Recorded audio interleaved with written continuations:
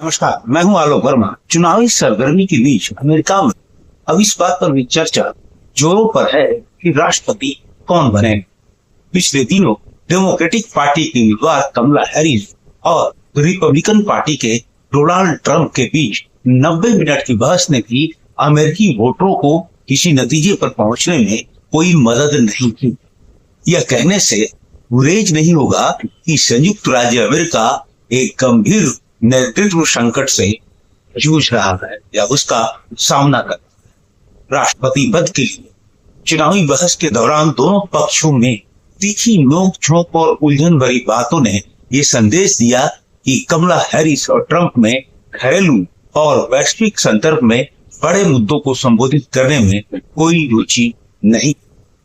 America अभी आर्थिक मोर्चे पर गंभीर संकट का सामना कर रहा है। मुद्रा स्फीति बहुत अधिक है तो बढ़ती बेरोजगारी भी असहनीय होती जा रही है। मगर बहस में किसी के पास इन सब के लिए किसी स्पष्ट नीति की कमी दिखी, यानी स्पष्ट नीति दोनों में से कोई नहीं बता पाया।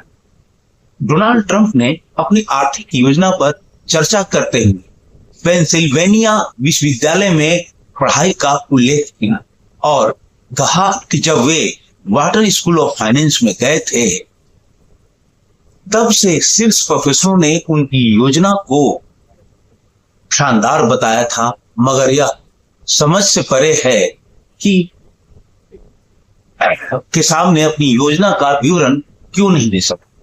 वो इस बहस में अपनी योजना का विवरण नहीं दे पाए थे, मगर उन्होंने अपनी शिक्षा की जरूर चर्चा की थी। जो बताता है उनके पास भी किसी स्पष्ट नीति की कमी। अगर हम वर्तमान भू राजनीतिक संदर्भ में आधे से ज्यादा हिस्से में किसी न किसी तरह संघर्ष चल रहा है, अगर हम वर्तमान भू राजनीतिक संदर्भ में बात करें तो आधे से ज्यादा दुनिया के आधे से ज्यादा हिस्से में किसी न किसी तरह का संघर्ष चल रहा है। मगर हाल के दिनों में अमेरिका की तरफ से की गई कार्यवाहियों से यह अंदाजा लगाया जा सकता है कि शांति और स्थिरता लाने में शायद उसकी कोई दिलचस्पी अब नहीं रही। फिलहाल रूस और यूक्रेन के बीच चल रहे संघर्ष और इजराइल हमास संघर्ष से इस बात को अच्छी तरह समझा जा सकता है कि अमेरिका वैश्विक मामलों का नेतृत्व करने की स्थिति में शायद नहीं रहा। कमला हैरिस ने दावा किया कि ट्रंप आसानी से यूक्रेन को रूस के हवाले कर दे। यह किसी भी रूप में अच्छा विचार नहीं था। इसको अच्छा कतई अमेरिका की राजनीतिक परिदृश्य को देखें तो अच्छा नहीं कहा जा सकता। फिलहाल रूस और यूक्रेन के बीच चल रहे संघर्ष और इजराइल हमास संघर्ष से इस बात को अच्छी तरह समझा जा सकता है कि जो बहस में जो दोनों नेताओं ने बात की उसमें कितनी कमियां थी, किस तरह की कमियां थी। यह भी समझा जा सकता है कि अमेरिका अब वैश्विक मामलों का नेतृत्व करने की स्थिति में तो नहीं है। कमला हैरिस ने दावा किया कि ट्रंप आसानी से यूक्रेन को रूस के हवाले कर देंगे। यह जो बात थी वो किसी भी रूप में अच्छा विचार इसको नहीं कहा जा सकता। या तो अमेरिकी राजनीतिक परिदृश्य की बात करें या वैश्विक राजनीतिक परिदृश्य की बात करें तो इसको आप अच्छे दृष्टि से अच्छी बातें नहीं कहेंगे।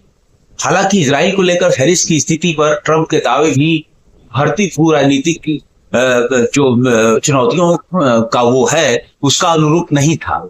जो हैरिस के लिए ट्रंप ने कहा वो भी आज की डेट में उचित नहीं कहा सकता। उन्होंने स्पष्ट कहा कि हैरिस इजराइल से नफरत करती हैं। अगर वे राष्ट्रपति बन जाती हैं तो 2 साल के भीतर इजराइल का अस्तित्व समाप्त हो जाएगा। ये कटाक्ष अमेरिकी राजनीतिक के लिए अच्छा नहीं कहा सकता और ये कटाक्ष अमेरिकी मतदाताओं और बाकी दुनिया को यह एहसास भी नहीं करा पाया कि अमेरिका किस ओर जा रहा। हैरिस ने जो सबसे बुरा काम किया वह था ट्रंप के अहम पर सीधा हमला। जी हाँ, सीधा हमला। उन्होंने कहा कि विश्व के नेता और अमेरिकी जनरलों को लगता है कि ट्रंप विध्वंसक है। उन पर जवाबी हमला करते हुए ट्रंप ने हैरिस को मार्क्सवादी बताया और पिछले 4 वर्षों में, मैं बात जानबूझकर बहुत आहिस्ता से धीरे से इसे समझा रहा हूं, कह रहा हूं ताकि आपकी बात को समझ सके और भारत के परिवेश में अमेरिका के इस चुनाव को देख सकें। और पिछले 4 वर्षों में कुशासन के लिए उन्होंने ट्रंप ने हैरिस को दोषी ठहराया मार्क्सवादी करने के साथ साथ। अप्रवासन को लेकर ट्रंप के विचार किसी से छुपे नहीं। अमेरिका के राष्ट्रपति के रूप में अपने कार्यकाल के पूरे 4 सालों में ये इस बात पर बहस करते रहे थे कि अमेरिका मैक्सिकन सीमा पर दीवार खड़ी की जाएगी और अवैध अप्रवासियों के जो प्रवाह को रोका जाएगा। यह बात दुनिया भर में बहस का मुद्दा बन गई थी। अप्रवासियों को लेकर उनका सख्त रुख डेमोक्रेट्स के विचार से, दृष्टिकोण से बिल्कुल उलट है। इस तथ्य से इनकार नहीं किया जा सकता कि 15वीं शताब्दी में जब कोलंबस ने अमेरिका की खोज की थी, तभी से अमेरिका अप्रवासियों का गढ़ रहा है, केंद्र रहा है और देश बना हुआ है। ट्रंप ने यहां तक कह दिया कि अवैध अप्रवासी ओहियो और कई अन्य जो लोग हैं जगहों पर पालतू जानवरों को मार कर खा रहे हैं। उन्होंने ये एक बहुत बड़ी बात कही कि अप्रवासी ओहियो और कई अन्य जगहों पर पालतू जानवरों को मार कर खाया जा रहा है। जैसे जैसे बहस उस समय आगे बढ़ी थी, ऐसा लगने लगा कि ट्रंप पूरी तरह तैयारी करके नहीं आए थे। जी हाँ, यह पहली बार लगा ट्रंप तैयारी करके नहीं आए थे। इसलिए वे निश्चित रूप से घरेलू और वैश्विक चिंता से जुड़े कई क्षेत्रों में बाइडेन प्रशासन की विफलताओं को लेकर हैरिस को जिम्मेदार बताते रहे और इस जिम्मेदारी बताने के बावजूद वो इन लोगों को जिम्मेदार ठहरा नहीं पाए कहीं से, अपनी लॉजिक से, अपने तर्क से। हालांकि ट्रंप के पास निश्चित रूप से अच्छी बहस करने का कौशल है, स्किल है। इसलिए उम्मीद थी कि वे एक सुसंगत और सटीक विचार के साथ सभी को परास्त कर देंगे। दूसरी ओर हैरिस लगातार ट्रंप को उनकी केंद्रित सोच से दूर करने के लिए उकसाती रही। यहां हैरिस सफल होती नजर आई। हैरिस ऐसा रणनीतिक रूप से जानबूझकर करती रही और वे ब्यूरो की तरफ से ट्रंप का ध्यान भटकाने में सफल भी रही। इस पूरे बहस के दौरान उन्होंने ट्रंप को ब्यूरो पर नहीं आने दिया। सवाल जवाब के क्रम में वैसे तो हैरिस से पूछा गया पहला सवाल सीधा था, लेकिन वे उस पर टाल मटोल करती रही और जिस तरह उन्होंने मुद्दों को भटकाया वह उनका कौशल तो कहा जा सकता है, लेकिन अमेरिका के लिए यह भी अच्छा नहीं। और जिस तरह के जवाब की अपेक्षा उनसे थी वह हैरिस भी नहीं दे पाई। हैरिस से पूछा गया था कि क्या आपको लगता है कि 4 वर्ष पहले अमेरिकी नागरिक जिस स्थिति में थे अब उससे बेहतर स्थिति में हैं? इस सवाल का जवाब हाँ या नहीं में देने की बजाय उन्होंने इस मुद्दे पर बहस करने की कोशिश की, बात की कि वे इस मुद्दे से अलग हटकर उन्होंने अर्थव्यवस्था को मुद्दा बना दिया और अर्थव्यवस्था को कैसे बेहतर बनाएंगी इस पर वो जवाब दे रहे हैं।